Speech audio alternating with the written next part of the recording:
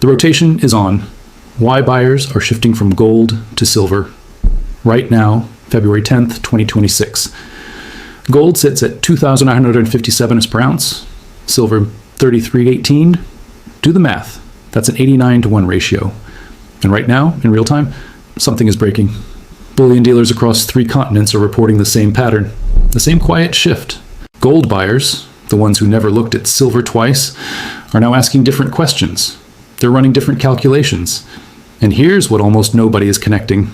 This isn't about price excitement. This is about a mathematical ceiling, an affordability wall, and a supply reality that doesn't care about anyone's timeline. The rotation isn't coming, it's already here. And what happens next depends entirely on who sees it first. Welcome to Financial Crisis Explained, where we don't chase headlines, we decode the structure behind them. Now, before we go deeper into this rotation, let me ask you something the way I'd ask my own father. You've seen enough market cycles to know the best insights don't come from the loudest voices. They come from the clearest analysis. So if you value that, if you want this kind of strategic breakdown to keep showing up in your feed, just tap that subscribe button. It takes 2 seconds, and it tells us you're serious about understanding what's really moving beneath the surface. Also, drop a quick comment and tell us, where are you watching this from? Are you in Karachi, Lahore, Dubai, London, New York? Because this rotation, it's not happening in one place. It's happening everywhere. And I want to know where you're seeing it unfold. Now, let's get into the evidence. On February 10th, 2026, a number appeared on trading screens that most people scrolled past without a second thought. Gold, $57 per ounce. Silver, $33.18 per ounce. 2 prices, 2 metals, both moving in the same general direction. But here's what separates the serious analyst from the casual observer. It's not the individual prices that matter most. It's the relationship between them. Divide 2,957 by 33.18. The result, approximately 89, that number, that ratio, is not just mathematical curiosity. It's a behavioral signal, a strategic map, and for anyone paying attention, a flashing warning light. Let's establish the baseline. The gold to silver ratio measures how many ounces of silver it takes to purchase 1 ounce of gold. Simple math, but the implications run deep. Over the past 20 years, that ratio has averaged somewhere between 60 and 70. There have been extremes. In 2011, during the last major precious metal surge, the ratio compressed to nearly 30 to 1. In March 2020, during the pandemic liquidity crisis, the ratio exploded to 120 to 1. And here's the pattern that keeps repeating. Every time the ratio stretches wide above 80, above 90, it doesn't stay there. It compresses, sometimes violently, because markets tend to revert to mathematical means over time. Now, February 2026, the ratio sits at 89. Not the widest it's ever been, but wide enough to trigger attention, and the kind that shows up in dealer phone calls, in portfolio meetings, in quiet conversations between wealth managers and clients. Here's why this matters beyond the charts. Gold at $2,157 represents a threshold. For institutional buyers, central banks, sovereign wealth funds, that price is irrelevant. But for the retail buyer, the individual accumulator, the business owner building a hedge, $2,157 is a decision point. Silver at $33.18 presents a different equation. That same buyer hesitating over 1 ounce of gold can acquire 89 ounces of silver for the same capital. And this is where psychology collides with market structure. The brain doesn't process store of value in abstract terms. It processes tangible weight, stack size, the physical sense of accumulation. Buying 1 coin feels like a token gesture. Buying 30 coins feels like building something real. This psychological shift drives the early stages of rotation, but there's a mathematical reality beneath it. If the gold to silver ratio compresses back toward its historical average of 65 to 1, and gold remains at 2,157, silver would need to rise to approximately 45.50. That's a 37% gain from current levels. If gold continues rising to $3,200 and the ratio compresses to 60 to 1, silver reaches 53.33, a 60% gain. These aren't speculative fantasies. These are historical reversion scenarios based on observable data. The ratio doesn't compress because silver suddenly becomes better than gold. It compresses because affordability drives volume. Volume drives momentum, and momentum forces repricing. The buyers who wait for confirmation, who wait for silver to hit $45 or $50 before acting, they're not being cautious. They're paying a premium for certainty. The buyers who act when the ratio is stretched, when the math is clear but the crowd hasn't moved yet. They're not speculating. They're positioning. February 10th, 2026. The ratio is 89 to 1. The math is visible. The question is not whether the ratio will compress.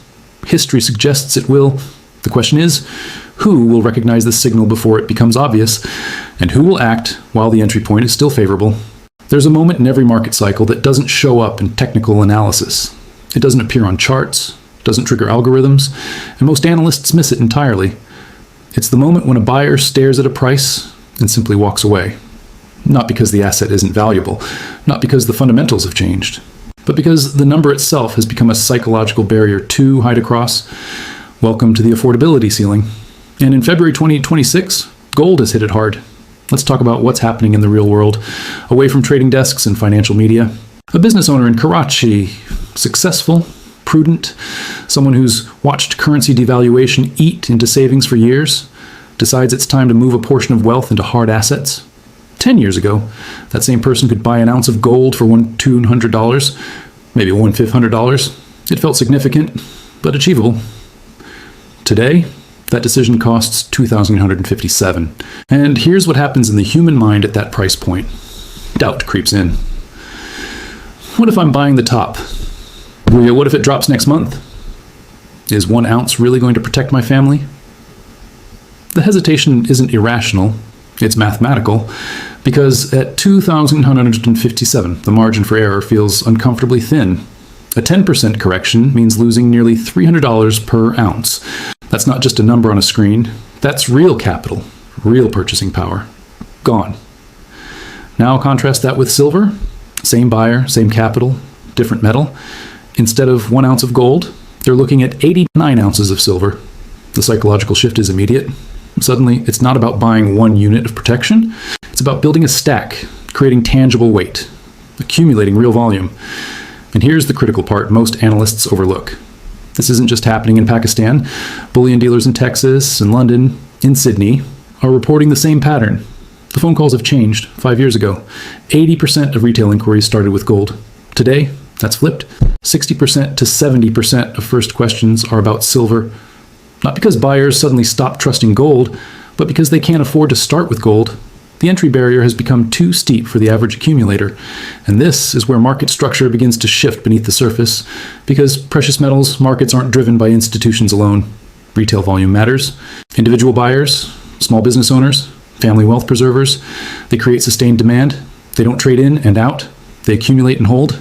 And when that demographic shifts preference, the market follows, eventually. Let's break this down by buyer segments. High net worth individuals, those moving $500,000 or more into metals. For them, gold at $2,157 is irrelevant. They're buying 50 ounces, 100 ounces, 200 ounces at a time. Their behavior hasn't changed. Middle tier accumulators, those allocating $10,000 to $50,000. This is where the friction appears. $10,000 buys roughly 3 ounces of gold or 300 ounces of silver.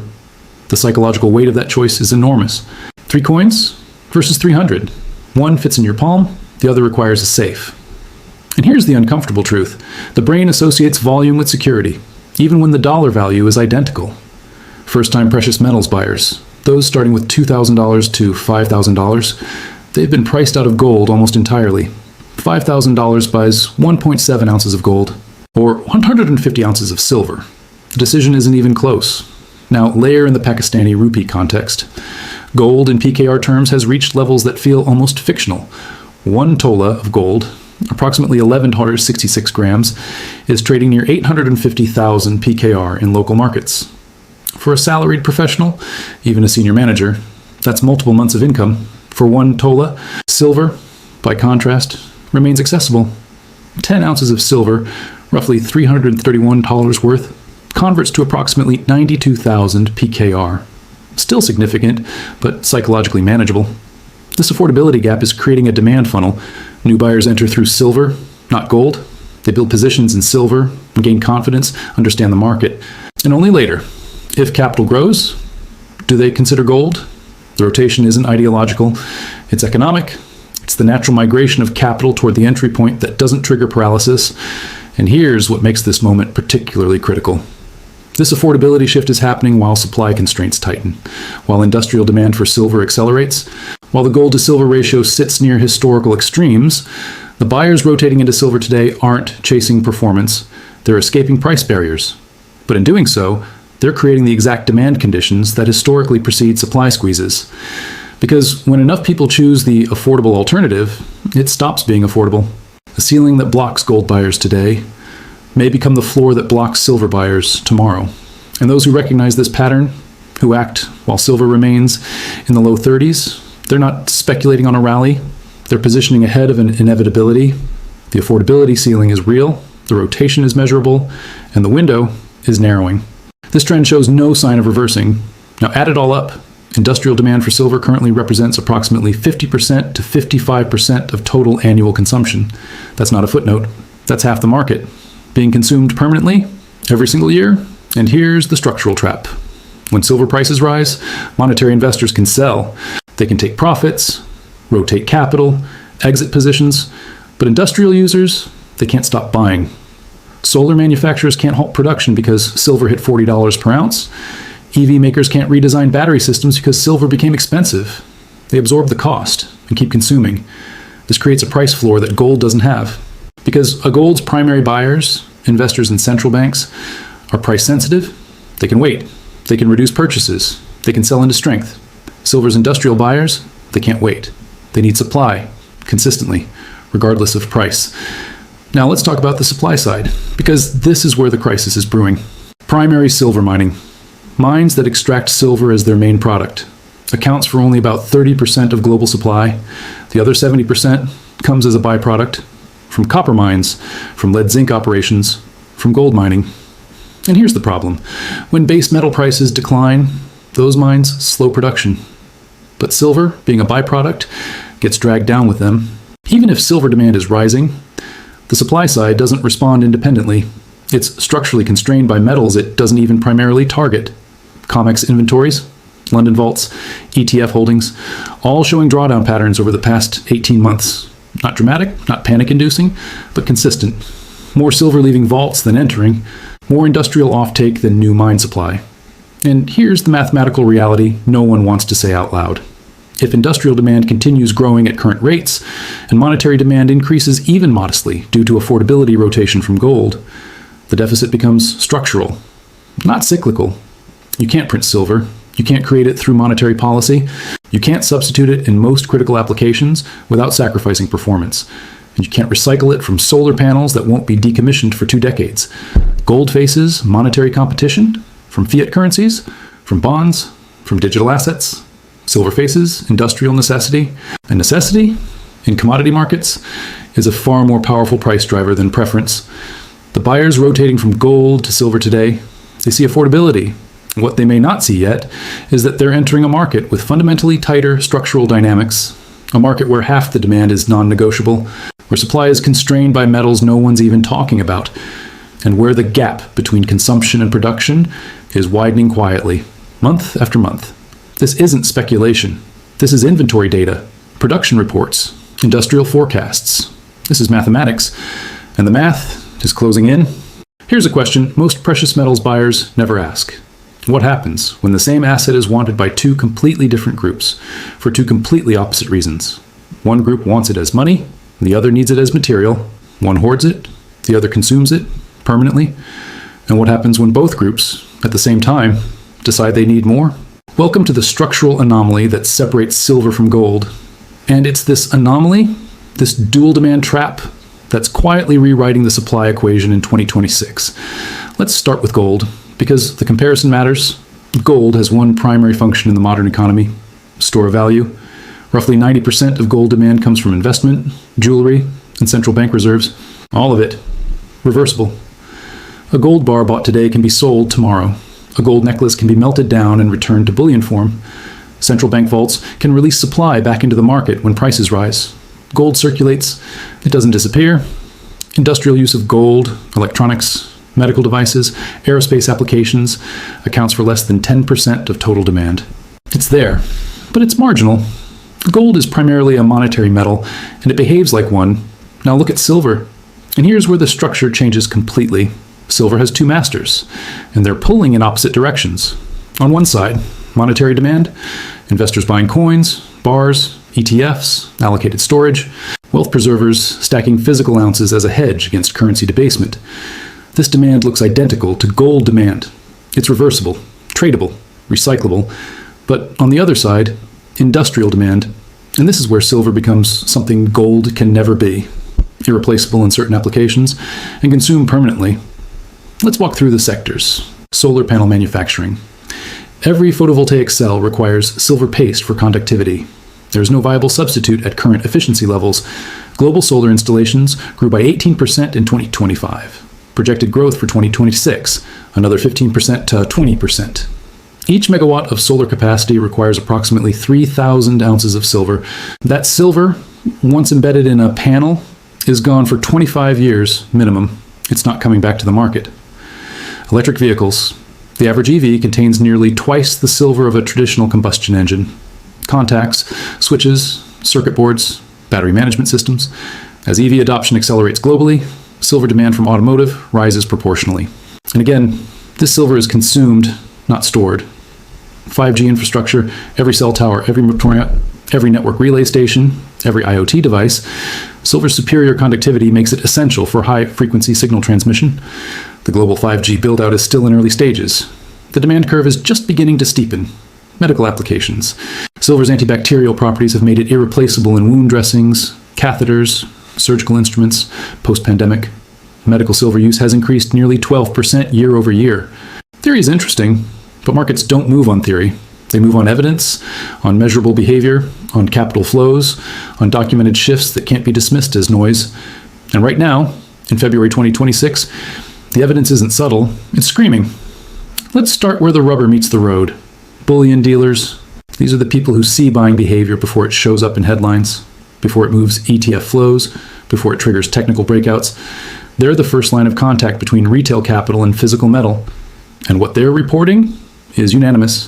5 years ago, walk into any major bullion dealer in North America or Europe.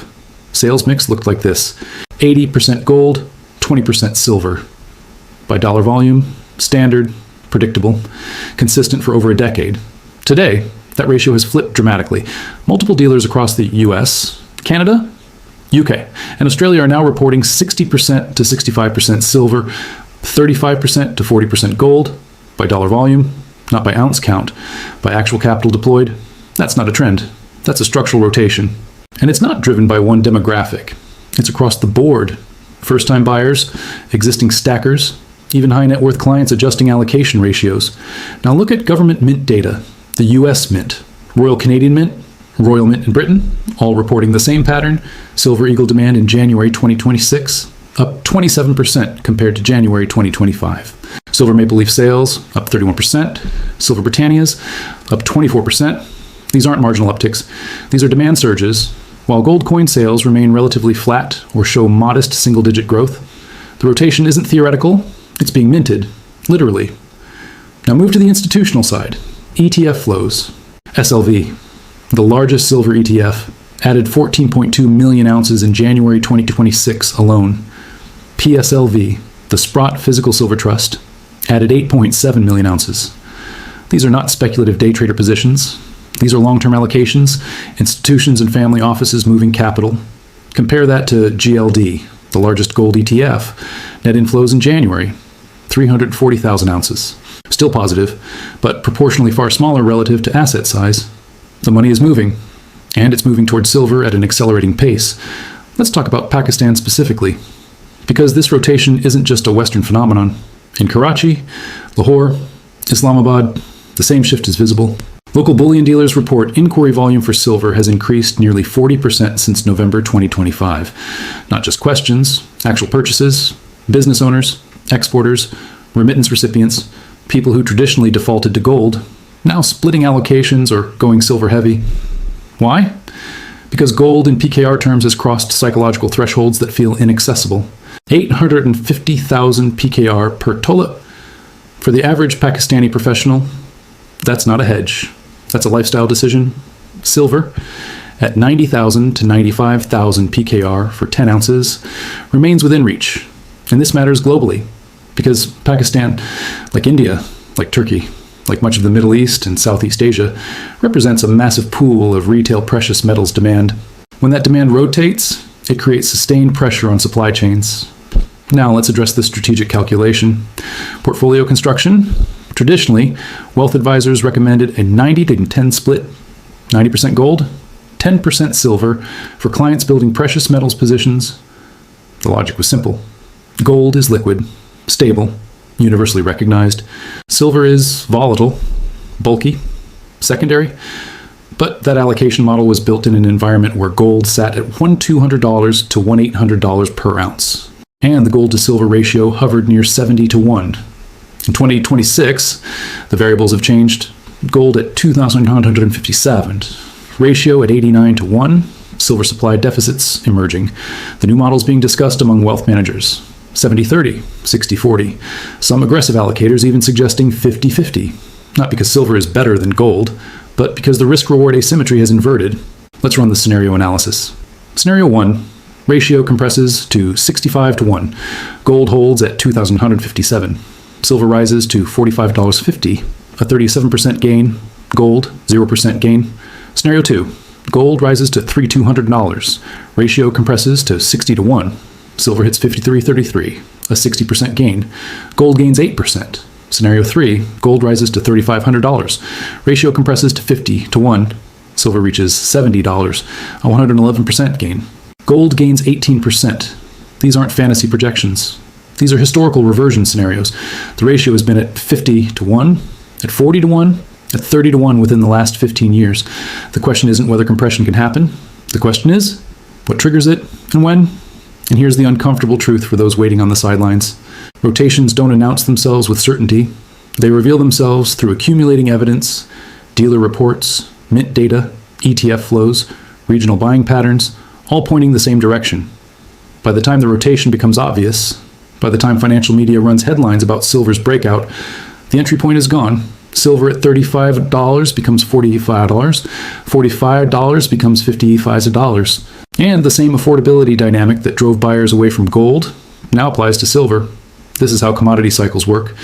The opportunity exists in the gap between evidence and consensus, between measurable behavior and widespread recognition. Right now, February 2026, that gap still exists, but it's closing. The rotation from gold to silver is not a prediction. It's an observable phenomenon, supported by price ratios, affordability dynamics, supply-demand fundamentals, and documented buying behavior across multiple continents. The buyers acting now, they're not chasing momentum, they're positioning ahead of it. The buyers waiting for confirmation, they're not being prudent, they're paying a premium for comfort. And in commodity markets, comfort is expensive, or the evidence is clear, the rotation is measurable. The question is not whether it's happening. The question is, who will act on the evidence before the opportunity cost becomes prohibitive? The rotation is on, and the clock is ticking.